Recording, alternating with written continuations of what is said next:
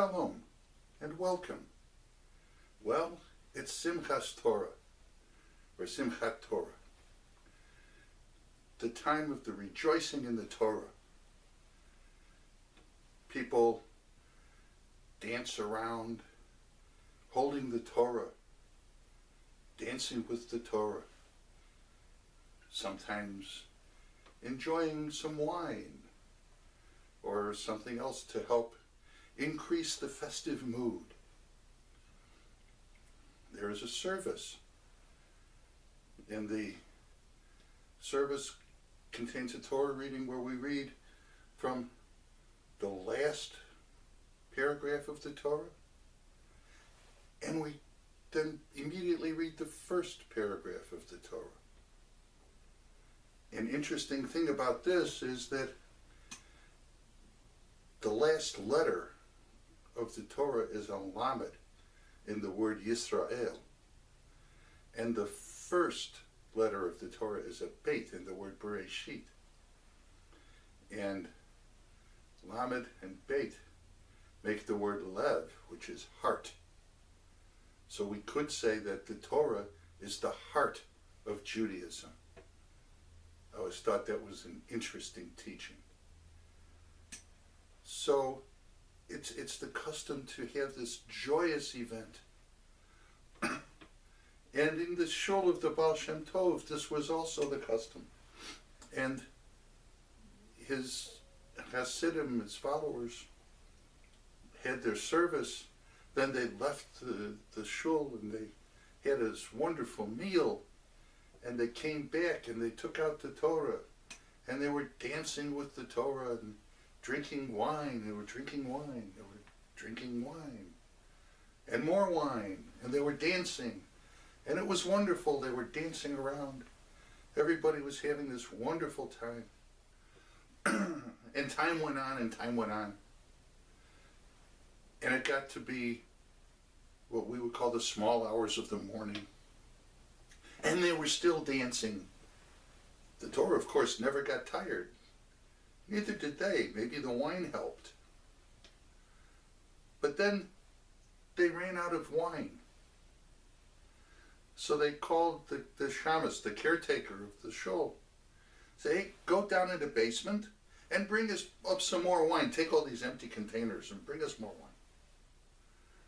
Now, Baal Shem Tov's wife, Hannah, heard this request. And she became concerned that if they drank all of this wine, then they wouldn't have any wine left for Kiddush or Motzi. And she was concerned that they'd run out of the wine.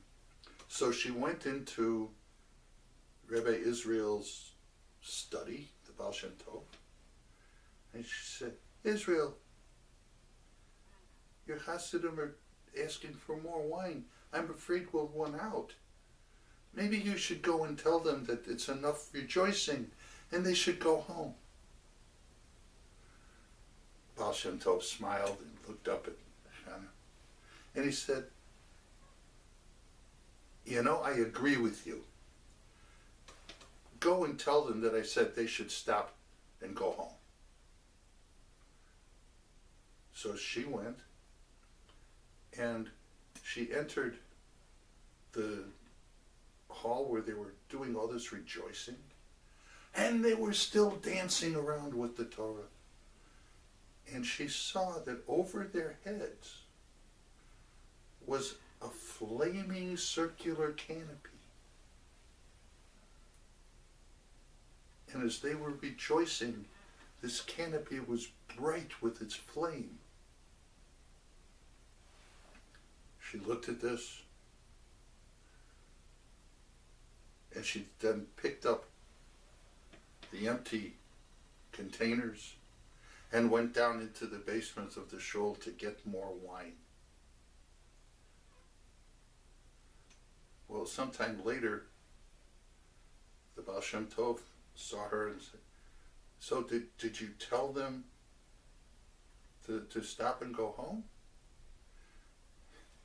And she kind of smiled and looked at him. Israel, perhaps the next time you should go and tell them. this is the kind of thing that might happen if you're dancing with the Torah and Simchat Torah. So if you're going to your shul or your temple and you participate in the dancing with the Torah, every once in a while, look up. You too may see a circular canopy of fire that is built by all of the passion that people have when they're dancing with the Torah on Simchat Torah. Shalom.